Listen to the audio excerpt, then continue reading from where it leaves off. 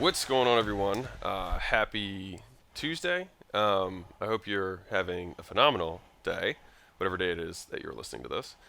I had a lot of requests from Instagram and DMs, and thank you for those, for the 2020 Lessons and Failures. So this will be a sequel to my 2019 Lessons and Failures, which if you haven't listened to that one, I think my year-long recaps are, I think, some of my better ones, but it's obviously up to you. So this one will probably be a little longer than what you're used to, and that's because trying to summarize what I learned in a year is hard in one episode. And so, for those of you who don't know, I keep an ongoing email thread to myself, consistently consolidating 2020 lessons and failures. So you can, well, maybe you can't see it on the thing, but it's there.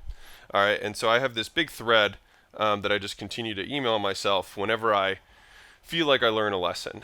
And so I will do my very best to tell you each of the lessons that I learned and how I learned it.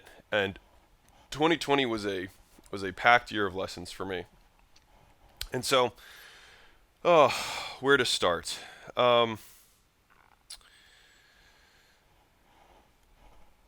Where? Okay. Well, from the 500 million dollar mastermind, I learned a lot.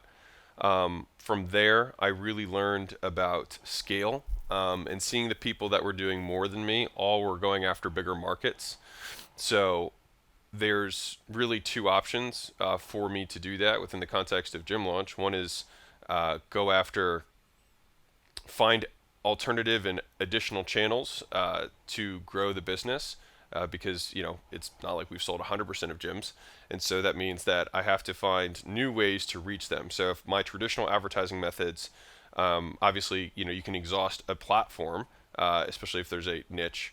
It's usually much bigger than you think it is, but you may not have reached every single person on that platform, but you may have reached every person that you could reach on that platform profitably. So that's kind of the differentiation. And so for me, seeing all these people who were doing more than me, and I was providing value to them in a lot of ways, and it's always like it's been a consistent effort of mine to try and understand if there's anyone who makes more money than me, what it is that they have, or what it is that I have that they do not have. Because sometimes the question is not, this is an interesting one for you that I've learned also, is it's not always good to say, what does this person have that I don't? Sometimes it's, what do they lack that I have? And I think oftentimes it's more frequently the case, which is why it's always backwards, which is why I think the learning process is interesting. And so, champions beat normal people at their endeavor, not because they have something the other person doesn't, but because they lack the ability to stop working. They lack the off switch. And so I think sometimes not only thinking, what do they have, but what do I have that's limiting me, rather than what do they have that's giving them an advantage over me. So first off, just even switching my thought process to thinking that way has been a lesson of 2020, for me from an entrepreneurial perspective.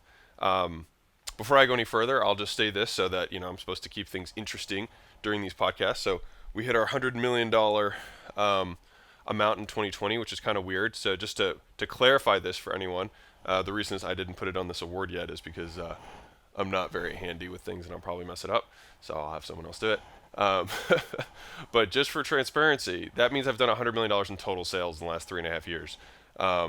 And so we did 28 million, we did 7 million in 2016. We did 28 million in 2018. We did 37 million in 2019, and in 2020 I think we finished at 31. We're still getting the final books for this year. But yeah, so that was, that's the deal. That's how we hit 100 million. So it's not like I did 100 million in 2020, just for full transparency, because I think some people thought that. That's not what it was. But I made a podcast about how I've been stuck at 30-ish million for 3 years, and I finally figured out what I need to do to fix it. And among those is hiring really good talent. That is one. Another one, and it sounds like so like, duh, Alex. But I feel like it's so many times the lessons that I learn are not like nothing's novel. Like nothing's novel. It's just at what point does we call them singe moments, but at what point does something that you've heard your whole life become real for you? You know, um, for some of us, it's like be kind to others. It's something you hear your whole life, but maybe some moment or some event triggers that for you, and you're like, maybe I should be kind to people, and then you start changing the way you live. Um, and so for me, I've always heard niche down. I think it's important to niche, especially when you're starting.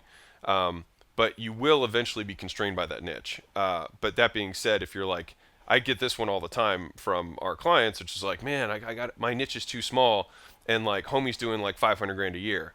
I'm like, your niche is a $6 billion industry, and you think that you doing $500,000 a year has somehow tapped that niche. You just have such a poor business model that your lifetime value of a customer is so low that you can only profitably reach a half, I mean, like a quarter of a quarter of a quarter of a percent of your market. So it's really important to delineate between, am I capping my niche, or are the economics behind my business model stifling my ability to scale and grow profitably? I think those are two very different things, and everyone just likes to point outwardly because it's easier to say, oh, my niche is small, rather than saying, no, my business model sucks and I have no way of profitably reaching these people, which either means you need to fix your business model or you need to find alternative or additional acquisition channels. And so for us, I think we have a I don't know of a lot of businesses that have higher LTV from micro gym owners than us, and it's candidly because we provide more value than everyone else does in the marketplace. That is why you get rewarded. And so I always am trying to expand LTV, provide more value, find ways that we can solve problems, and I will always continue to do that. But given the numbers that we have, one of the lessons of 2020 is expanding additional acquisition channels. And so we were able to build an outbound acquisition channel in 2020. So that was really cool.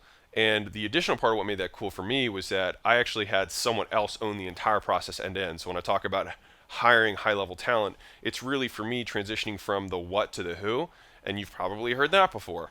But on some level, it became real for me.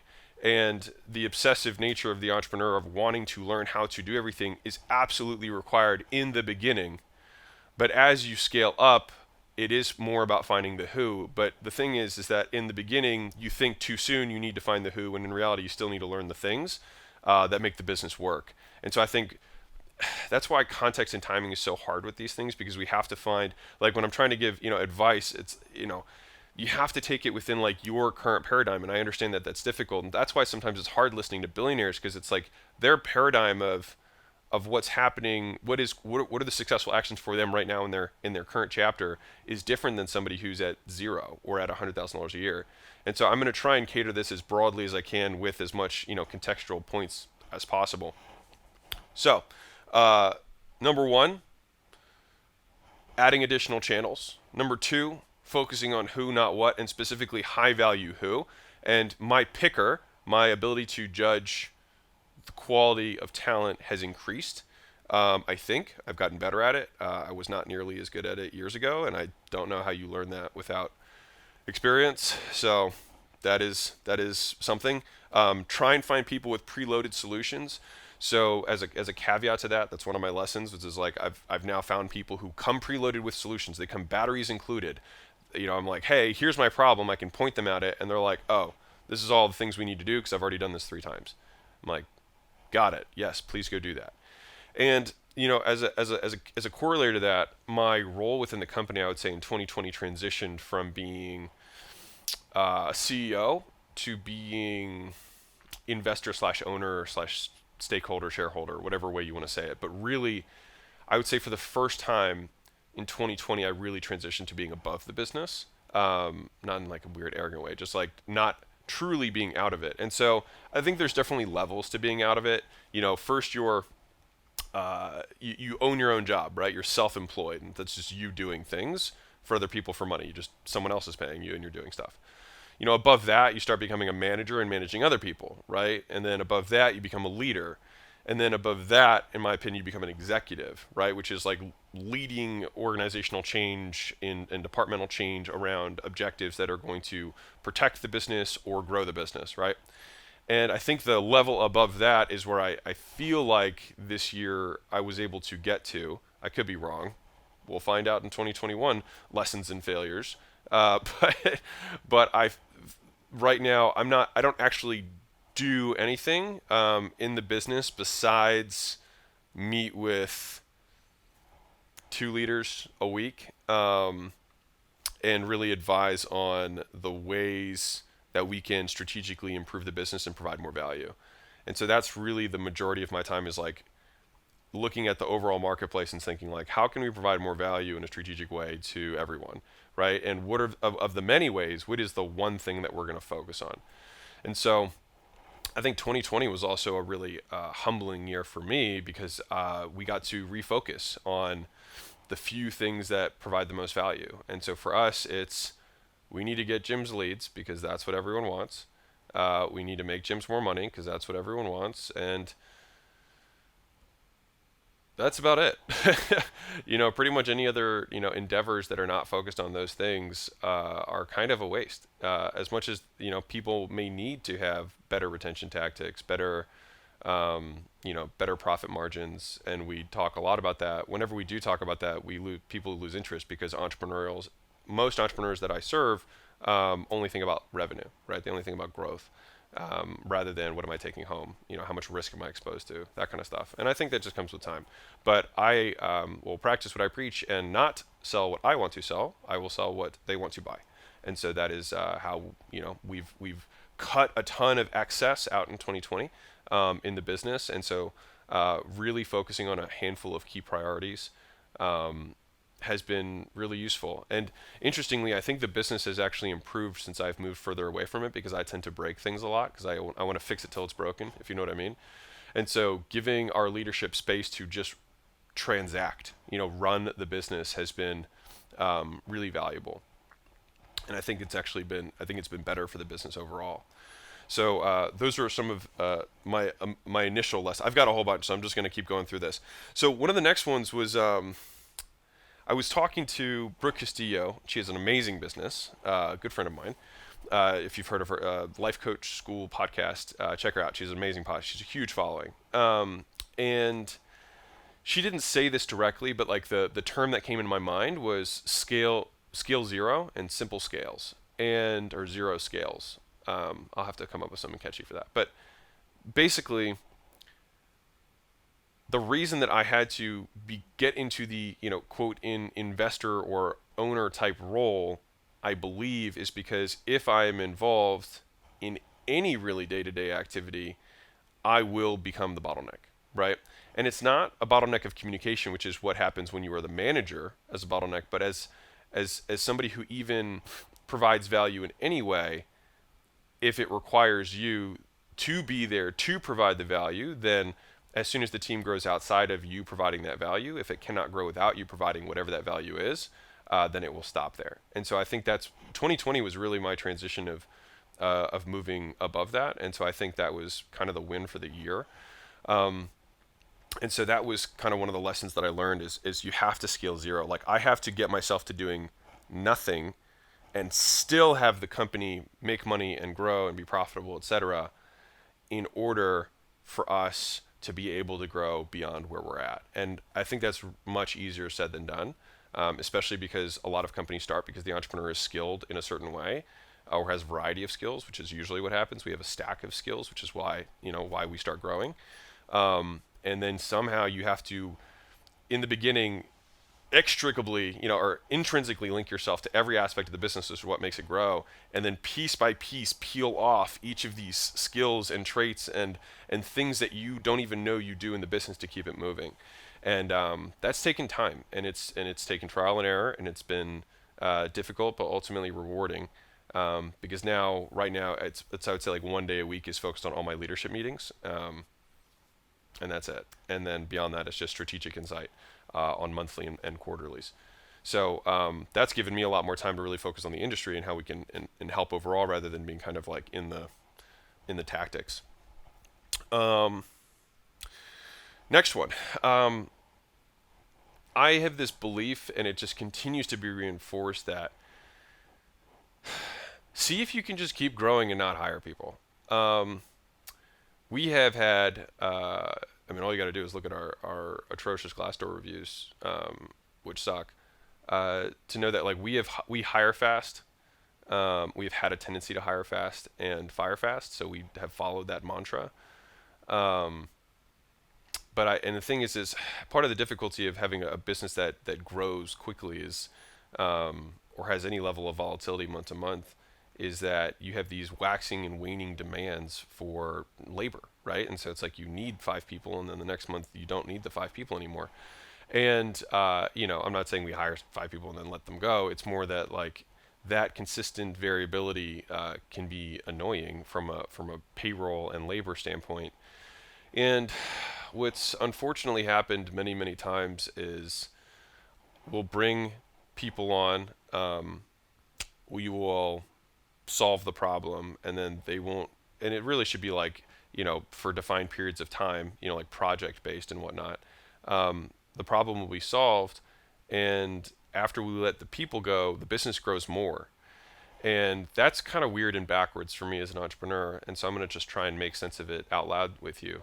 Um, but I kind of have this belief that only 1 out of 5 employees in a company is providing value. Like I actually like kind of believe that. I kind of the 80/20 people are fractal. Um, I just can't like I just the amount of times that we've literally gotten rid of like a department because it just like we created a department, for example, to solve a problem. Let's say it was churn, and provide value in all these ways to solve churn. And then after scaling that, after 6 months realizing that churn is completely unaffected and we just took 20 more employees on, and then having to just be like, well, guys, you didn't solve the problem, and as much as you're doing stuff, it doesn't is not doing anything, right? And so then we have to let people go because it is a business, and then just realizing that the business literally doesn't change at all. Like revenue doesn't change, churn doesn't change, profit doesn't change. Well, profit goes up, and that's it. And it's just like it's mind blowing to me. It's like there are so many people, especially as your organization grows, that you're like, this person was totally unnecessary. And that's crazy because from the employee perspective, it's like, how can you do that? And I understand that perspective. But on the flip side, as the owner, you're like, man, this person was $90,000 a year. Like people are afraid of signing up for a mastermind, and yet will hire an employee for $50,000 a year without even thinking about it.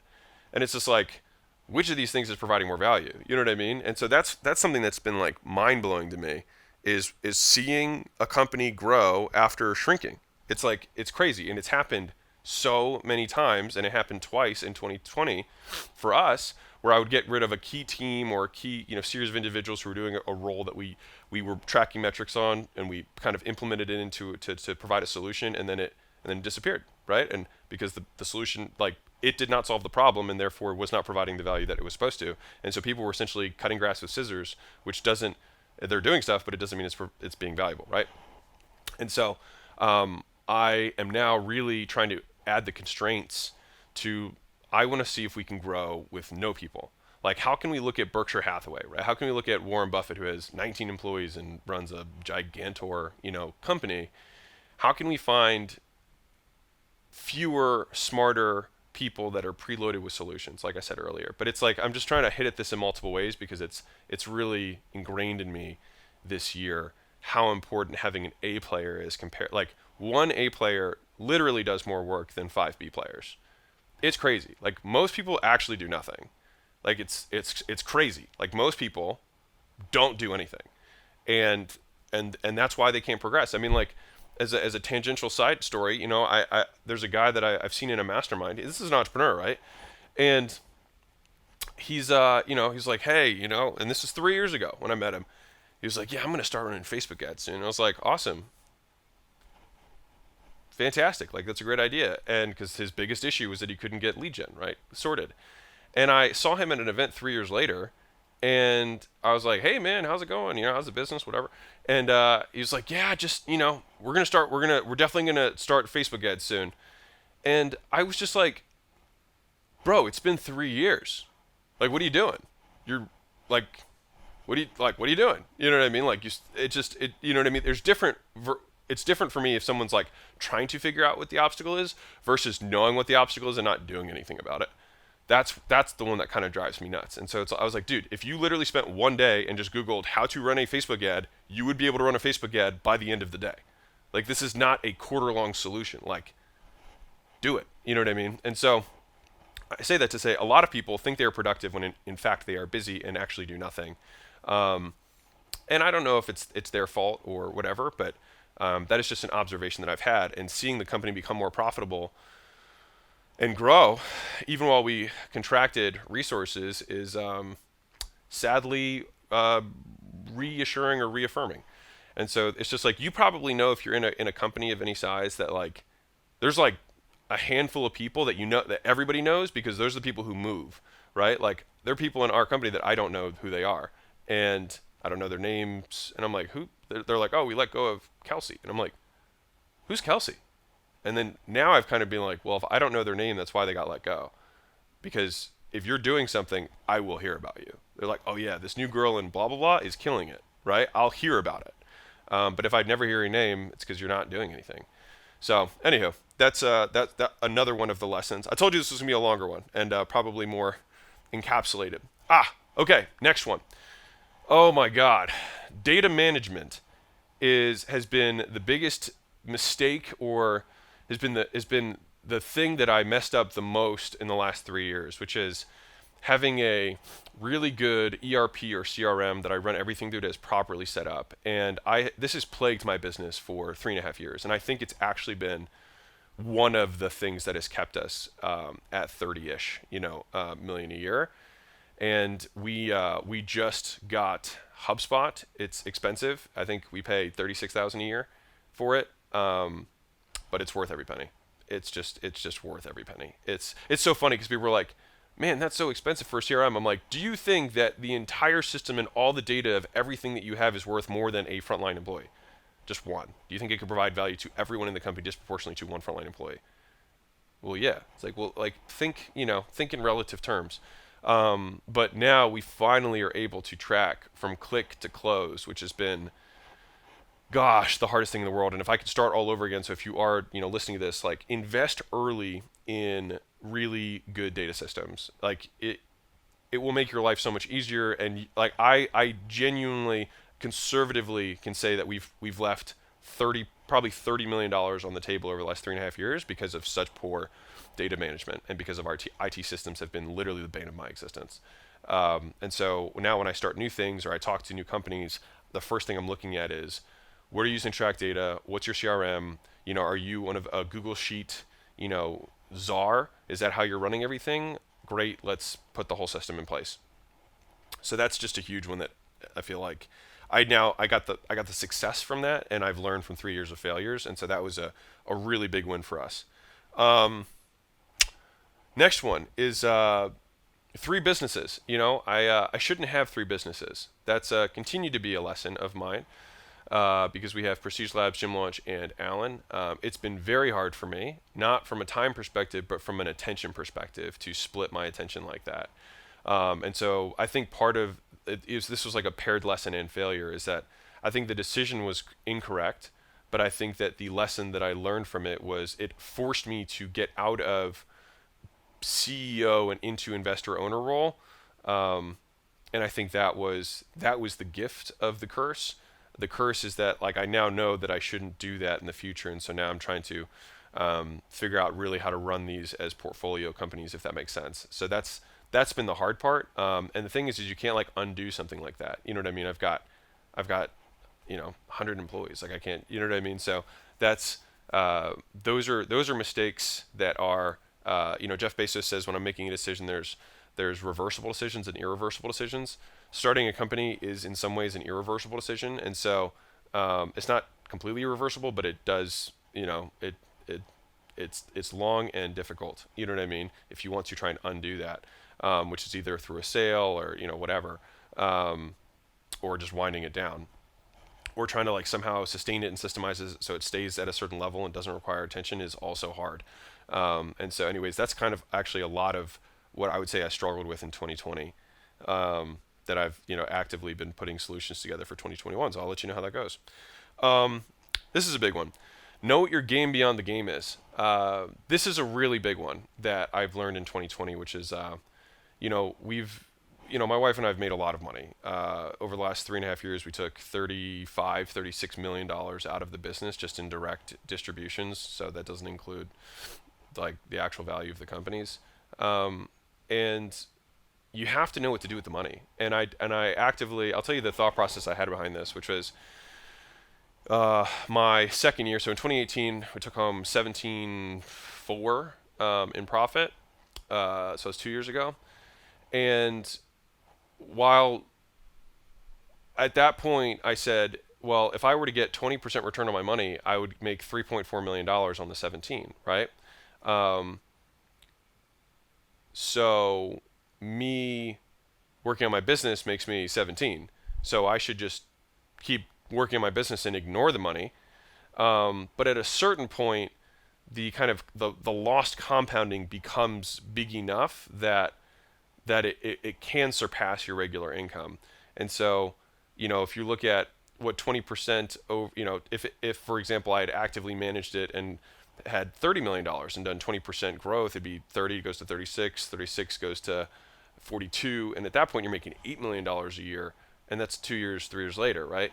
And so at some point the opportunity cost of not managing the money becomes bigger, and it actually starts to take attention. Like a lot of my attention was getting drained on the fact that it's just this gigantic big stack of money that I was like, what am I going to do with this thing, right? I don't want to learn the real estate game. I don't want to learn the hard money lending game. I don't want, like, there's so many different games for money. I don't want to learn the private equity game. So I spent probably 30% of my year this year on figuring out how to allocate money. And I try to allocate them within our companies because those are things I have direct control over and I'll get disproportionate returns on, which is, candidly why I started Prestige Labs, is because I had all this money from Gym Launch and I was like, well, what's an ancillary business to what I currently have that can provide value to my customers, that I can use the same, distribution base and shared services on, that I can make, that I can get a disproportionate return on. And that's what started Prestige Labs. And now, you know, 2 years or 2.5 years later, Prestige Labs is a good business. It's a very good business.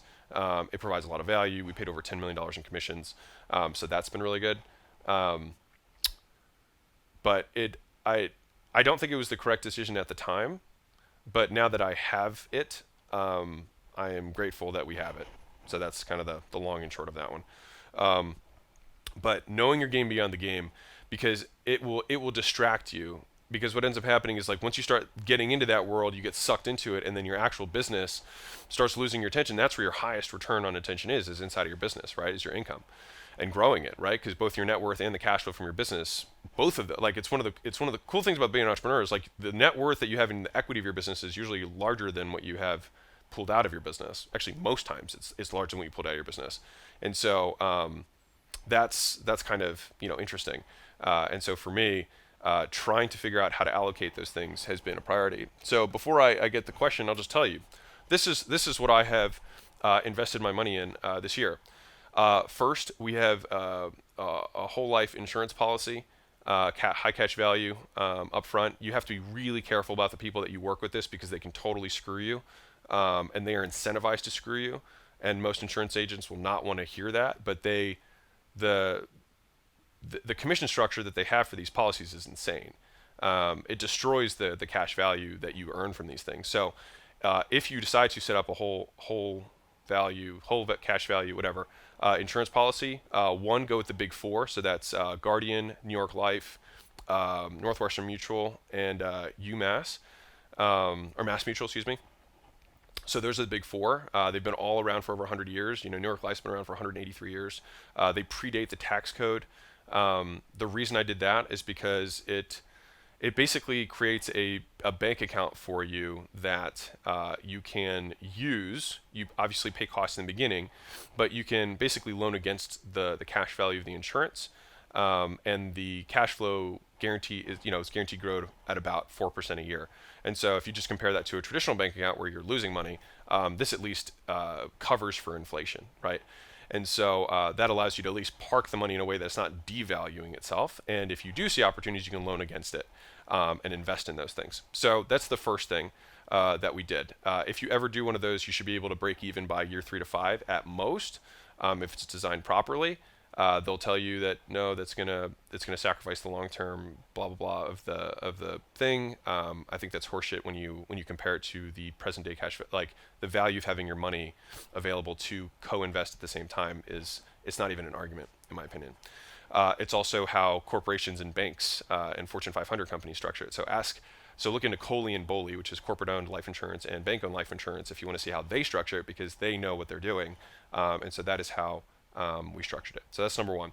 Number two, we are investing in B and C class multifamily apartment units, syndications. So that's big apartment buildings. The reason for that is because I think single family might get hit hard in the next few years because I'm looking at like 7-year timelines. I actually think that I mean who knows? I won't even make my prediction because there's no point.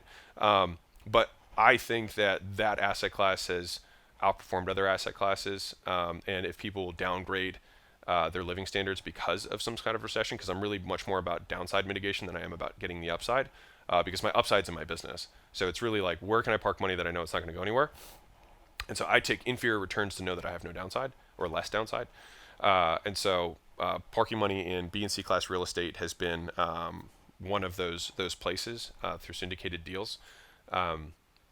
The third place is I have index funds. So that's indexes of the entire market because, again, this is one of those things that I don't want to think about, and I'm not trying to stock pick because this is not how I make income. Like this is the thing that everyone is like, man, I could get better. Yeah, sure, you get better returns if you're a daily trader, but you also have a business. So are you going to learn that game and be better than the biggest institutions in the world that have zillions of dollars to literally destroy you?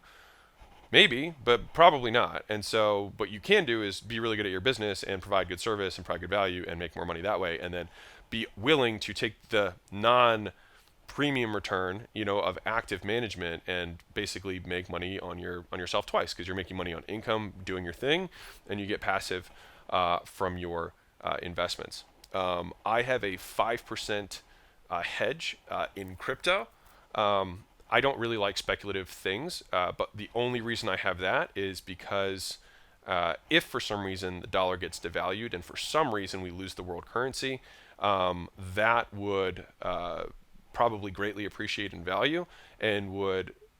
The reason it's a hedge is that I'm not trying to make money on it. I'm only saying that I'm putting 5% there so that if that happens, that will probably 5x if that were to occur. Which would offset the losses I would have in basically the majority of my investments. And so that is the conclusion of my investment strategy and what I am focused on outside of just value creation in the business, because that's actually the fastest way for me to increase my net worth. Okay. Next one. If you are financially done, you must have a bigger purpose. So that was one that I learned this year is like, I mean, I shared my numbers transparently with everyone. We need to, like it. You have to. It sounds stupid. You have to really like what you're doing, and have a purpose beyond it. Otherwise, like, the money starts being meaningless, and it doesn't incrementally change my life in any way. Like think about it. Like, I know this sounds crazy, but just like imagine if buying a Lamborghini, for example, was 1 week's paycheck. Well, what do you do after you buy a Lamborghini the next week, right? And let's say you buy a crazy house and that's like 5 weeks of paycheck. Well, then what do you do with the other 5 weeks of the year's paycheck, right? Like a steak dinner, like is not that expensive in the relative term of things. Like if I ate a steak dinner 2 times a day, or went to Capital Grill and spent $200 at 3 meals a day, even, right? That's $200,000 a year. And that is crazy for sure, but it's also like within the relative scheme. And this is where the ultra wealth part starts to get weird, is that like, if you have $10 million and you grow by 15%, that's $1.5 million a year. And it gets bigger, and that's what's like. It's you can't eat it. You can't like. I still eat chicken and rice. Like it's not like nothing. I eat bagels and I eat the cheap deli meat from the supermarket. Like my life hasn't really changed. I have a nicer camera now, and there's $1,000 camera. But you really have to find something that I'll put it this way. I have found that I must do work that I find meaningful, and that is what gives me purpose in life. Is that what I do? I find the pursuit of that endeavor meaningful, and the actual process itself enjoyable. And so that is one of my bigger takeaways from 2020. Layla and I spent more time together this year than we ever have. And man, it was the best thing about this year was my marriage got a lot better. Not that it was bad, but it just like we're just really good, and the whole year has been great, which was definitely offset by the craziness of the world. And I think maybe that's why we came even closer together. But really focusing on the marriage has just made my life more enjoyable, even though we actually made less profit this year than we did the last 2 years. And so, yeah, that's that one. I did make one good decision this year. We actually developed a whole CRM for gyms for the same reason I'm bringing up is that you need to have good data management. And I spent $1 million on this thing, and I realized that I couldn't have 4 businesses. And so I pretty much just killed the project, and I just wasted $1 million. So I make lots of mistakes, just so you're aware. Lots and lots of mistakes. But that was a good decision. Starting it was not a good decision, but not doing the business after I had made it was a good decision, even with the sunk cost, which was hard. Another one is entrepreneurship comes in cycles and seasons. There are seasons of heavy work, and there's seasons of reaping and seasons of sowing. And I think recognizing that there are cycles is really important. And there's even seasonal cycles, which sounds crazy, but now this is like the 4th year for our 5th year, that we're going into for us. And every year I'm always like, I feel like January through June, I'm like, we're on fire. You know what I mean? And then like by December, I'm like, we suck and we shouldn't be in business and we're horrible. You know what I mean? And then like January comes again, and then it's like everything explodes. And so, I come to recognize it, and I prepare the team for it. And I think now that this is like my 4th or 5th cycle through it, I'm more steady. And so that's been, I think, a lesson in seasonality. I was talking to Brandon from Lady Boss, Weight Loss, and he talked about the same thing. Is that he and I started around the same time, and he realized the same thing. Is like, doesn't matter what we do, we are somehow also subject to the cycles of seasonality, and they always have their, Q1 is always their strongest quarter. Why? Because people are more motivated in weight loss when they're going into summer, going into spring, and just had Valentine's Day and New Year's Eve. So there's like all the reasons are all right there. Once it's August, or July, it's not usually a huge, fitness month, and a lot of my business is correlated to fitness and weight loss. So that was that one. 3-year life cycle of products. So the average product or service has like a 3-year life cycle, and Gym Launch has had to innovate its, I would say, product suite twice. So we started with kind of like the whole 6-week challenge thing.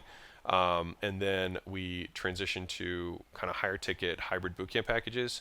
And right now we actually sell the same packages, but the acquisition system is different. It's all outbound based, because that's actually where the biggest arbitrage is right now, meaning we can buy leads and get sales. Basically, ROI on time is highest there. And so we just continue to see the cycle of, and you kind of get into these transition points where like a new opportunity opens as another one's closing, and then you kind of have to like readjust the product and jump. And that's always just focusing on like what's working best right now. Another one is having multiple acquisition channels and streams is really valuable. Now that we have outbound, I teach the gyms what I'm doing with my own business. Having outbound has been really nice. It's stable. It's much more reliable. It's slower for sure to grow. It took 90 days to really get it right for us. It doesn't take nearly as long. I mean, for gyms, like we already have the whole system, but for us to start it from scratch and build the whole team and figure out how to find the data, because like it's not just trying to find the weight loss. Like a lot of people are overweight. Not a lot of people are gym owners. So there's, it's different. It's B2C versus B2B, but we had to figure out, okay, where do we find the data? How do we clean the data? How do we create these lists? What software do we use to cold call? What's the script? What's the hook? What do we say on the opener? How do we train the team? Where do we recruit from? How do we compensate these people? How do we set up the sales process? Is it a 2-step or a 3-step? Like all those things are things that we had to figure out from scratch. And it took us about 90 days to figure it out. So, but now that we have it, it's actually really great. And it's just really cool having two things that are really firing side by side between inbound and outbound. I wrote this one again, but simple scales. And so simple, like really trying to figure out at all levels the simplest solution.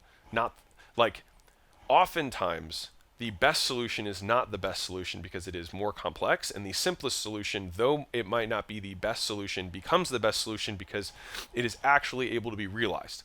And so that is a lesson that I have learned in 2020 more so than any year, is like, we have made our product suites simpler and more digestible and immediately actionable, and we're getting better client results now than even when there was like crazy Facebook arbitrage. And that took time, you know what I mean, to just learn that, because I would say like a year and a half ago, we had so much stuff inside of our product that's like it could be so perfectly customized. The thing is that it was overwhelming for the majority of clients. And so trying to rectify the complexity versus simplicity equation, you kind of have to find the middle ground and the sweet spot for what's going to serve the most people at the highest level.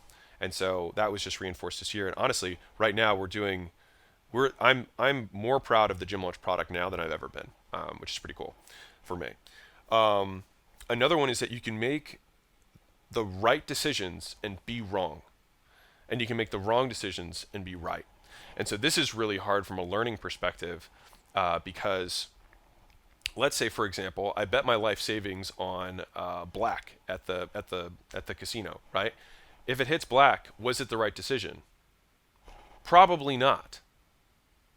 And so I may be rewarded for a poor decision, just like I could make a strategic bet in business that for all reasons was the right call, and then COVID hits, right? And then all of a sudden,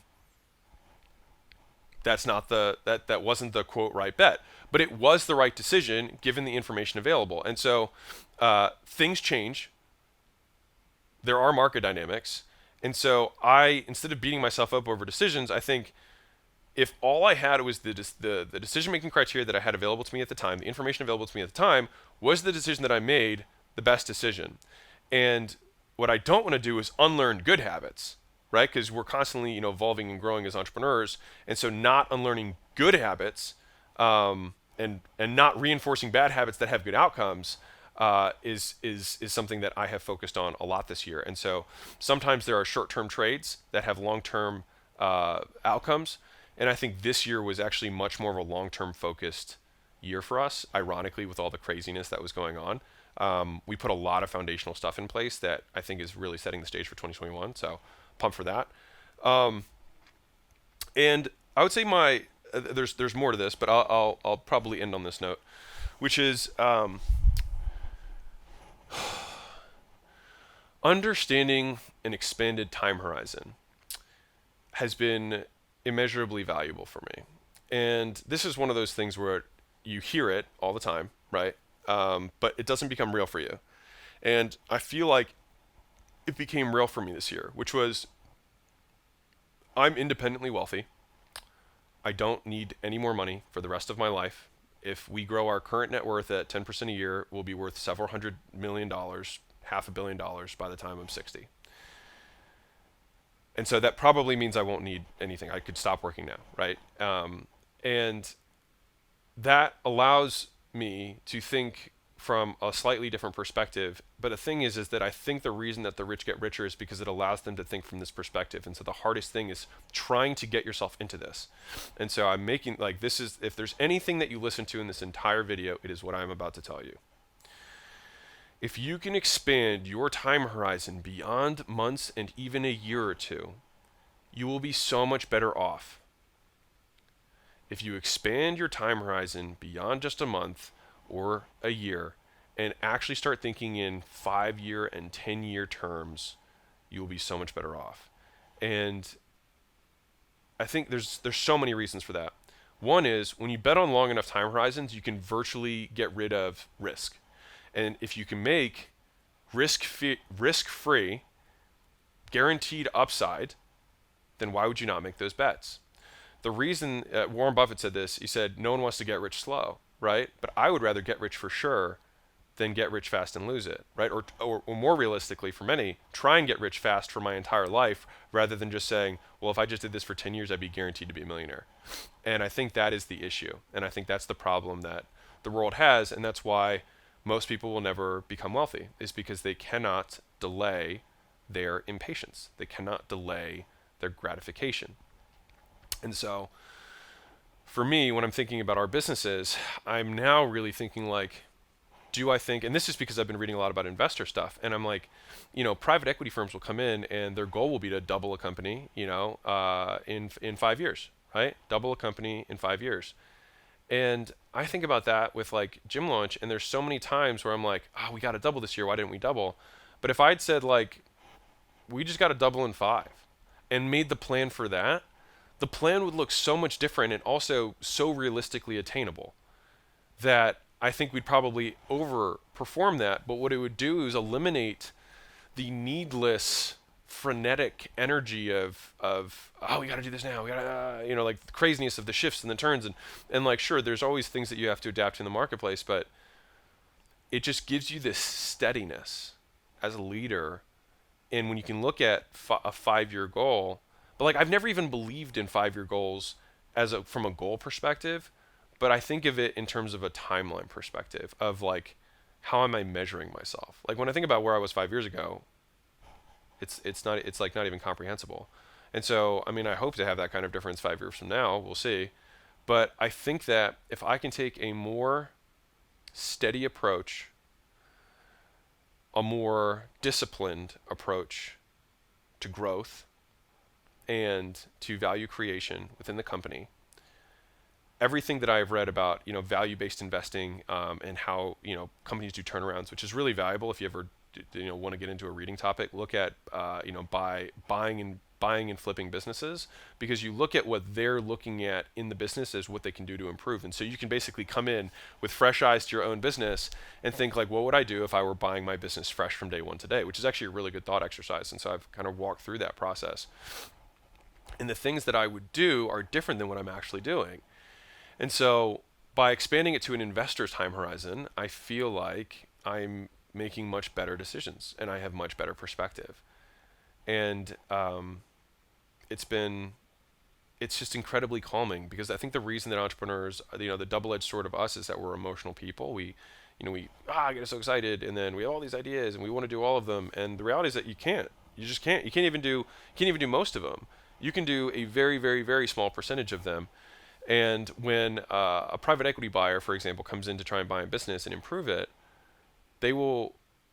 I'll tell you. Actually, I'll tell you what. This has been really enlightening for me. So I'll tell you what they do. So the first thing they do is they create a 100-day plan. And the objective of that 100-day plan is to align the economic interest of the management with the fund and the investor who's buying it, right? And the way they do that is they first figure out what their primary 2 to 3 KPIs are going to be. That's it, 2 to 3.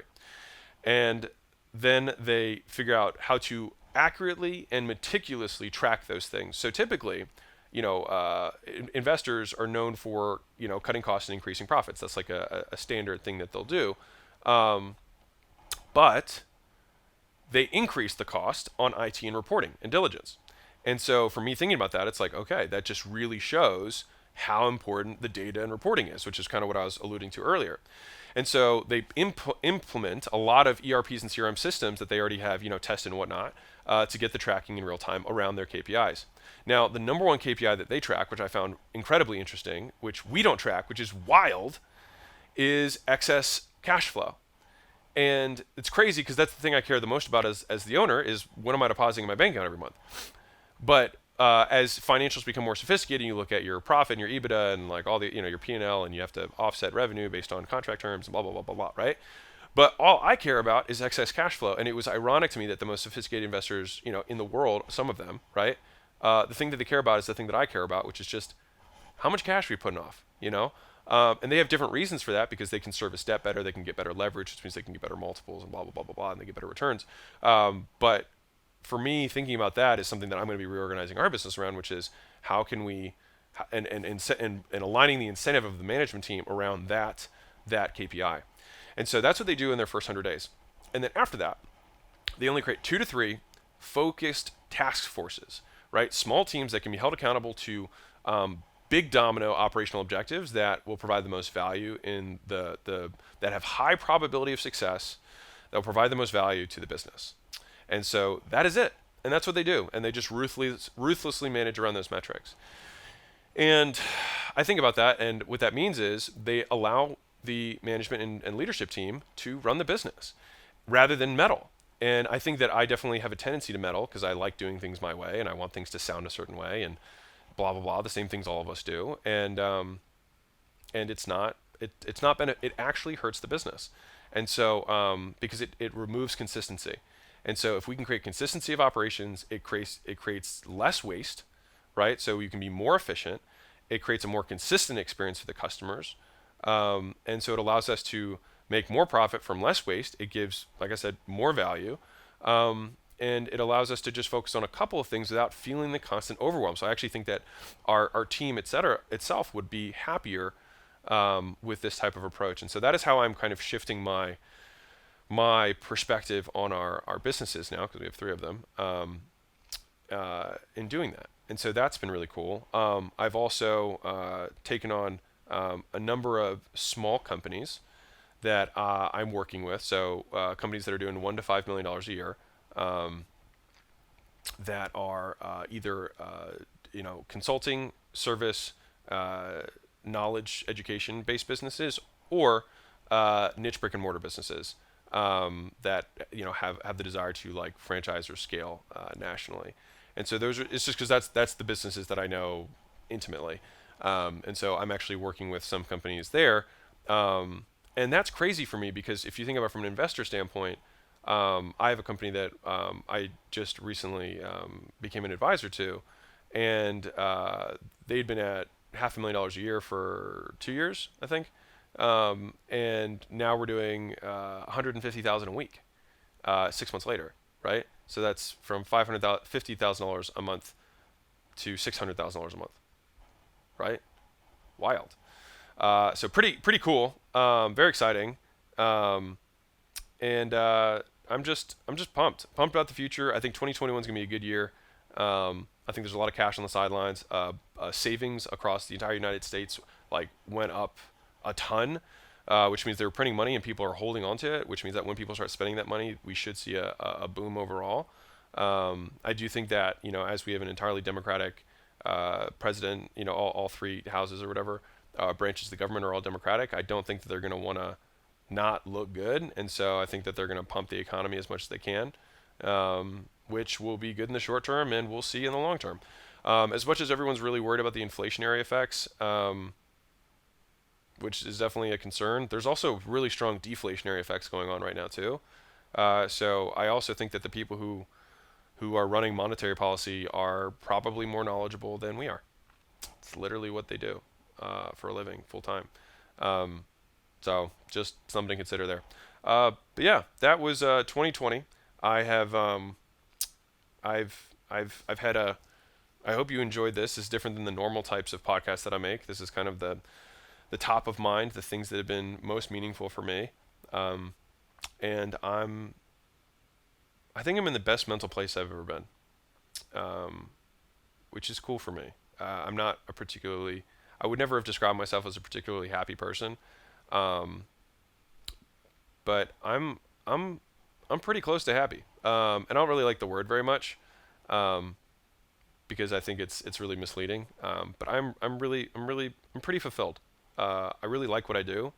I think I'm good at it, so I find that fulfilling. I find it challenging. I love the game of entrepreneurship, and I'm very grateful to be able to play. I really am. And I'm going to leave you with one thing so I talked to my 18-year-old neighbor, right? And he's having a hard time. He's got more stuff that's happened since the last time you've heard a podcast from me, just personal stuff. And he's having trouble with the sacrifices that are required for entrepreneurship. He's young. He wants to have fun, and the thing is, there's nothing wrong with that. It's just the question is, how bad do you want what you claim to want?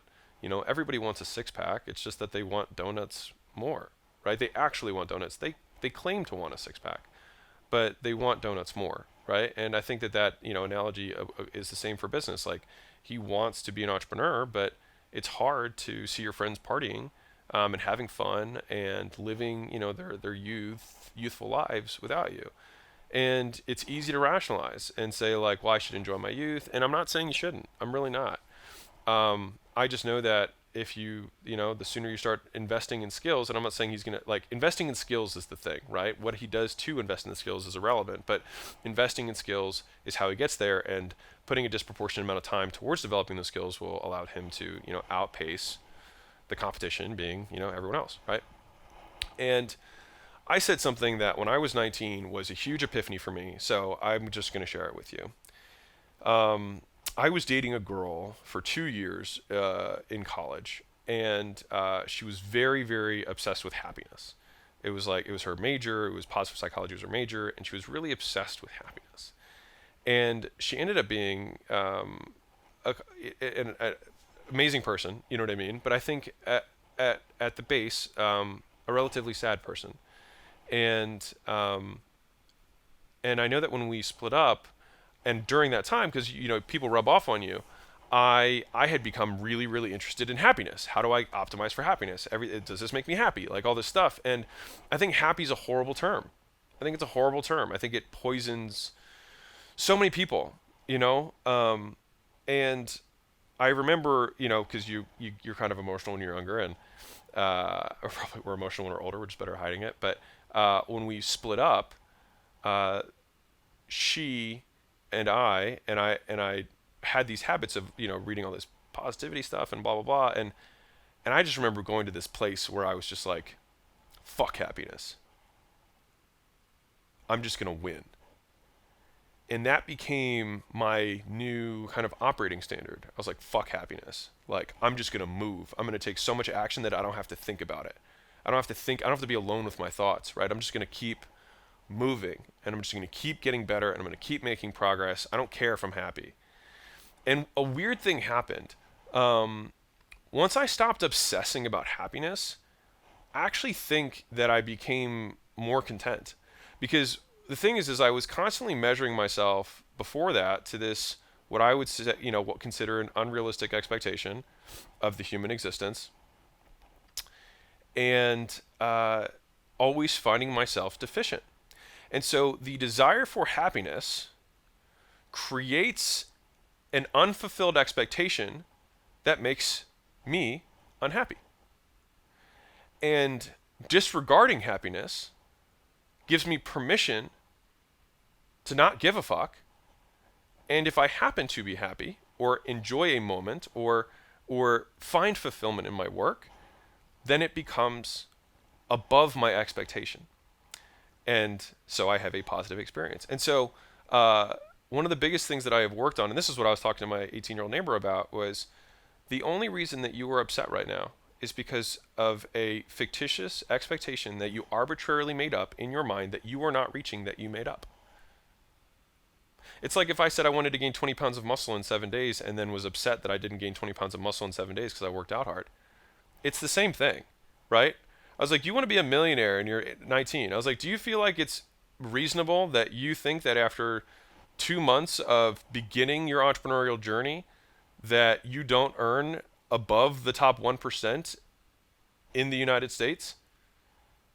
Like, do you feel like it's reasonable that after 8 weeks of not being in school that you are not in the top 1%? He was like, well, when you say it like that. And I was like, right, but that's what you're thinking. You're thinking like that, right? And so this kind of goes full circle with what I was saying earlier about having the extended time horizon.